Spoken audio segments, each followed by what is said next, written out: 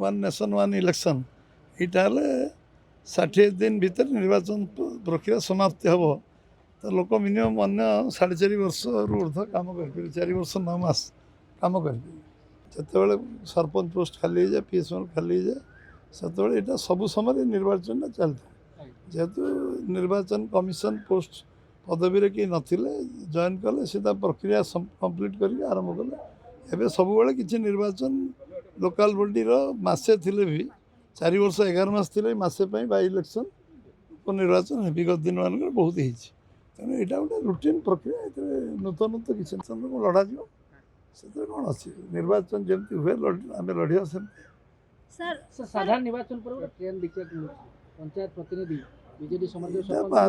5टा जिला परिषद हो 43टा सरपंच हो 854 रु 854 आमर आम जिला परिषद 5टी इलेक्शन हो केउझर जोड़ी हो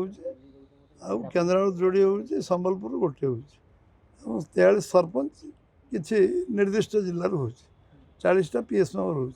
वार्ड मेम्बर सबुड़ा होनी किसी हो बहुत खाली अच्छी डी रिजर्व अन्य प्रक्रिया बोधे कम्प्लीट होनी तादर किसी हो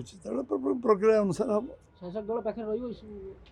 शासक दल पाखे आम निर्वाचन लड़ू ठीक ढंग लड़ू कहीं जितवा नहीं निर्वाचन लोक आशीर्वाद है जितवा निश्चय से कहते जितने बोली गतर भी सरकार करेंगे कहते लोक जो राय देवे समस्त मानवे लोक आशीर्वाद जो मिल बीजेपी आशावादी अच्छी आशावादी कौन आम निराशवाद तो केवे नो शून्य काम आरंभ कर आशावादी थी सरकार रोज आशावादी निश्चित भाव रही